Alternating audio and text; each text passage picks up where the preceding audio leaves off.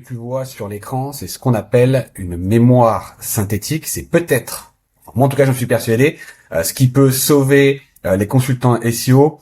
On le sait aujourd'hui, l'IA peut faire à peu près 80% du travail d'un consultant SEO. Donc qu'est-ce qui va nous rester à nous? Comment proposer des prestations, comment proposer des systèmes qui permettent de contrer ce que l'IA est aujourd'hui en train de faire. Là, ce que tu vois à l'écran, c'est assez incroyable, hein, évidemment. Bon, c'est l'animation, mais derrière l'animation, évidemment, qu'est-ce qu'il y a? C'est toute ma connaissance SEO qui se connecte entre elles. Donc, des concepts, des entités, etc., qui viennent se relier de manière quasi automatique grâce à Obsidian plus Claude. Voilà. Donc, l'idée, en fait, c'est de construire de la data propriétaire que tu vas pouvoir réutiliser derrière pour tes cas clients, mais aussi pour prospecter, pour créer du contenu sur les réseaux, etc. Voilà, cette vidéo a été en partie, le script en tout cas a été préparé, on va dire, par Claude, mais qui se base évidemment uniquement sur mon contenu à moi. Il ne va pas halluciner, il va pas chercher ailleurs. Et en fait, là, on se rend compte que des concepts se connectent entre eux. Mes vidéos YouTube, mes contenus, mes cas clients, mes stratégies clients, etc., des études SEO, des revues de presse, voilà. L'ensemble se connecte et évidemment, toi, tu peux le reproduire chez toi de manière extrêmement simple, puisqu'en fait, Claude va t'aider à construire ce second cerveau. Et en fait, voilà, ce second cerveau est juste ici, donc des études, etc. Voilà, il va me faire des résumés, il va me créer mes propres notes, il va me faire mes to-do list. Voilà. Et ça permet d'aller évidemment beaucoup plus vite, ça permet d'être bien plus performant, et ça permet de garder en mémoire tout ce que tu fais. Il est impossible de garder en mémoire tout ce qu'on fait globalement, parce qu'on a trop de clients, trop de stratégies, etc. Et ben là, Claude est capable de connecter tous tes projets sur les 5-10 dernières années. Voilà. Rapidement, quand même, le constat, ou en tout cas la question, c'est est-ce que Claude peut remplacer un consultant SEO? Bon, avant, il y a peut-être quelques mois, j'aurais dit non. Aujourd'hui, évidemment, ça a un petit peu changé. En tout cas, si tu es un artisan pour créer tes pages de base, pages service, etc., globalement, tu peux très bien le faire directement via Claude. Maintenant, pour pousser ta stratégie, pour être sur des, on va dire certes un peu plus compétitifs, type plombier Paris, oui, peut-être qu'un consultant va t'aider. Mais en même temps, qu'est-ce qui va rester de ce consultant-là? Pour moi, c'est pas l'audit. Parce que Claude peut faire un audit. C'est pas non plus forcément la création des pages. Parce que Claude peut très bien faire la création des pages. Surtout que Claude est capable de se baser sur ton ton de voix, le ton de voix du client. Donc en fait, ce qui va rester pour moi du SEO, du freelance, c'est un système. Voilà. Donc voilà. Ce qui va compter aujourd'hui, c'est que toi, tu sois capable de vendre à tes clients un système. Mais comment on peut créer son système? Donc via Obsidian plus Claude, ok. Et qu'est-ce qu'on met dans ce système? Eh ben, on va mettre toutes ces stratégies, toutes ces méthodes, toutes ces process, tous ces process. Alors, évidemment, ça paraît un petit peu complexe comme ça, mais ça ne l'est pas. Et ce qui va compter, en fait, demain, c'est la réflexion que tu es capable de mettre sur chacune de tes actions. Donc, quand tu fais un audit, c'est pas comment on fait un audit, parce que ça, globalement, Claude peut le faire, mais c'est comment toi, avec tes process et on va dire ton expérience de SEO, comment toi, tu construis ton audit. Et en fait, c'est ça que Claude va construire. Donc, quand Claude va lancer l'audit, il va pas lancer un audit, on va dire classique, qu'on peut trouver de partout et que tout le monde peut faire. Non, il va lancer un audit à ta sauce à toi. Ok? Mais il faut évidemment que cette sauce-là, ce système-là, pour faire ton audit, soit parfaitement performant. Parce que s'il est juste random et que tu fais un résultat qui est moyen, bah ça n'a pas grand intérêt. Par exemple, pour donner un exemple, moi, mes audits sont évidemment basés autour du lead gen. C'est-à-dire que je fais pas beaucoup de contenu informationnel, je fais surtout du contenu landing page pour récolter un email. Et donc tous mes audits vont être orientés. Est-ce que vos pages sont suffisamment orientées récupération d'email? Est-ce qu'elles vont convertir suffisamment? Voilà.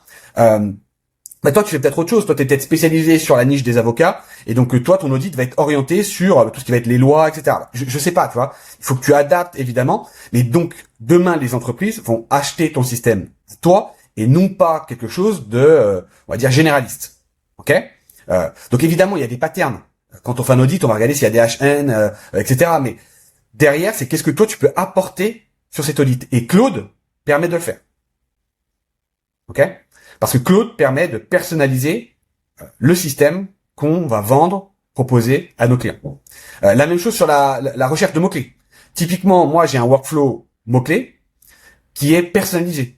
C'est-à-dire que si demain une entreprise demande à Claude fais-moi une recherche de mots-clés, elle va avoir des mots-clés qui sont on va dire classiques, généralistes. Voilà, même si tu mets un peu plus de contexte, globalement ça va pas être aussi bon que mon workflow système de recherche de mots-clés, parce que mon workflow système de recherche de mots-clés, il est basé sur tout ça, sur toute ma réflexion.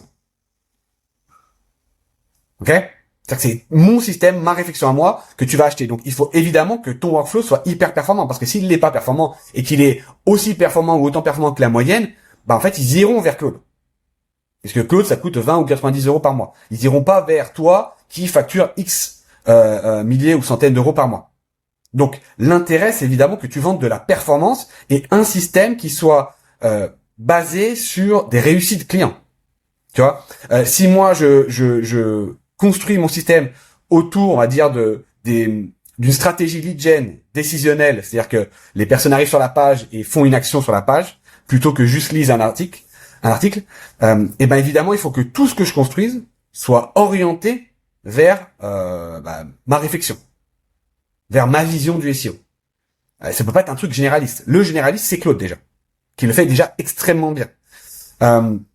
Voilà. Donc c'est pour ça que je pense que 80% du SEO peut être déjà fait par une IA aujourd'hui.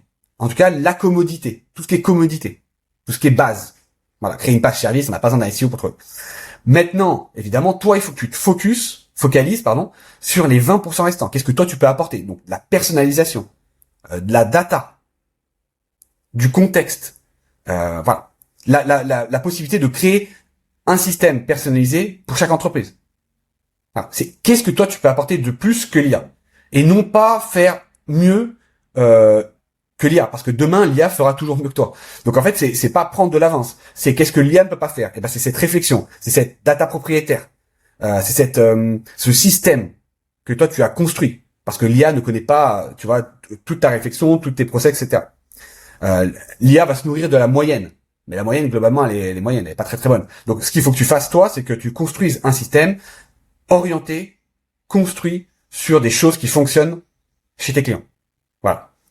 Mais évidemment, tout ça, faut le connecter. Donc, on le connecte dans un Obsidian. On va mettre tous les articles de blog, tous les calls clients. Si ton client, par exemple, a des tickets SAV, on va les mettre dedans. Si ton client a des calls avec des commerciaux, il les enregistre et il te les donne. Toute cette base-là, ça construit son système. Ok? Et ce système-là, il va, on va dire, réfléchir, faire des actions basées sur tes stratégies à toi, et non pas sur des stratégies généralistes. Voilà, ça c'est hyper important de le comprendre. Voilà, on passe un petit peu. Donc demain, voilà, ce que je pense, vraiment, c'est ma thèse, c'est que demain, un consultant ne vendra plus de TGM. Aucune boîte ne va payer X par heure pour faire des choses, des actions. Elle va payer ton système, ta réflexion. Okay, qu'est-ce que toi tu peux leur apporter que l'IA ne leur a pas apporté? Ok, donc il faut évidemment processiser tout ça. Le début est extrêmement chronophage parce que évidemment il faut que tu processises la manière dont tu fais tes audits, la manière dont tu vas chercher tes mots-clés, etc. pour que l'IA fasse la même exécution au même niveau, au même standard que toi. Voilà. Donc il faut que de base, évidemment, tu aies déjà réfléchi à la manière dont tu fais tes actions SEO. Voilà. Donc demain, moi je pense que l'exécution ne sera plus faite par un humain, comme on le voit aujourd'hui dans les usines, globalement, c'est rien de nouveau. Mais nous, on sera celui qui appuiera sur le bouton vert ou le bouton rouge. Est-ce qu'on y va, est-ce qu'on n'y va pas? Est-ce que l'IA part là-dessus ou est-ce qu'elle ne part pas là-dessus? Donc c'est la réflexion, c'est la prise de décision.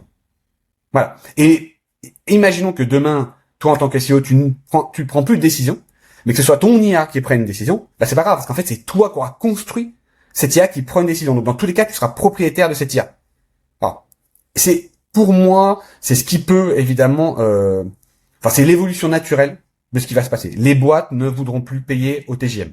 Voilà. Parce que ce sera commodité. Voilà.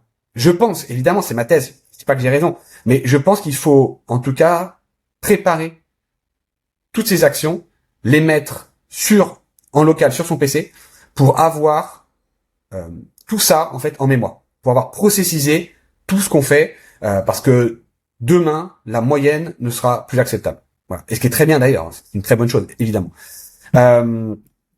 Quoi d'autre? Voilà, pour avoir de la donnée propriétaire, etc. typiquement, on dit oui, l'IA change tous les 4 matins.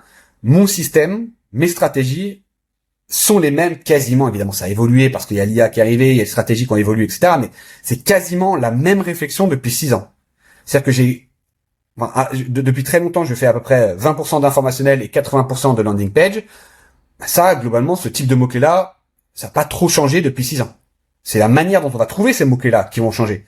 Mais c'est pas la réflexion dessus. Le fait de dire que les IA vont manger l'informationnel, ça te pousse à à trouver en tout cas des mots-clés qu'on appelle actionnels. Donc, qui attendent une décision, une démo, un collègue, un expert, télécharger un PDF, etc. C'est ce type de mots-clés-là qui va compter. Parce que l'IA, pour l'instant, ne peut pas le produire. Et donc, l'idée, c'est, donc évidemment, ce type de mots-clés-là, pour moi, ça fait à peu près, depuis l'arrivée de ChatGPT qu'on le sait, que l'informationnel va être mangé par l'IA. Et donc, tu vois, ça fait 4 ans, globalement, que mon système se nourrit de cette réflexion-là. Donc, évidemment, la manière dont les récolter ce type de mots-clés a changé, mais la réflexion, elle, n'a pas changé. Donc, typiquement, pour trouver des mots-clés, avant, on allait sur des outils SEO. Je pense qu'aujourd'hui, on n'a plus besoin d'aller sur des outils SEO. Il faut avoir des bons skills et également aller gratter la data sur Reddit, Grok, parce que c'est basé sur X, LinkedIn, etc. C'est l'idée. En fait, c'est de changer sa manière d'aller trouver ses mots-clés. Mais la réflexion, ma stratégie pour cibler les bons mots-clés n'a pas changé. Et ben, c'est exactement ça que le système permet. Il permet de garder en mémoire ta réflexion, mais d'adapter en fonction de ce que toi, tu le nourris au quotidien. Donc, par exemple, si tu lui dis, en tout cas, si tu lui apportes de plus en plus de data qui vient de Grok, lui va se dire, OK, il faut maintenant aller chercher de la data via Grok. Tu seras pas obligé de réécrire tout ton système. Voilà, il se nourrit, il s'améliore, il s'itère depuis le début jusqu'à au jour X. Voilà.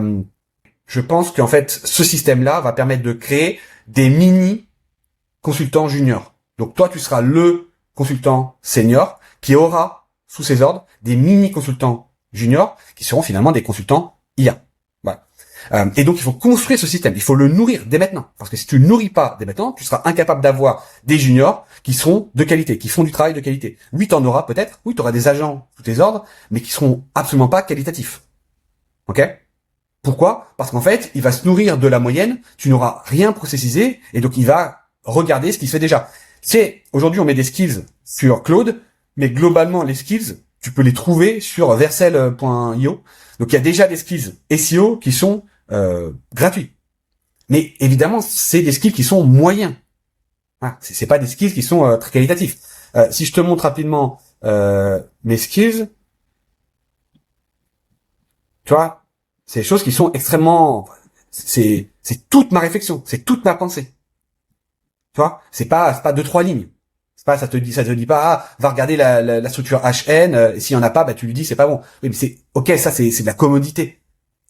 Personne ne va payer demain pour savoir qu'il n'y a pas de HN sur leur page. Ou qu'il manque un H2. Personne ne va faire ça.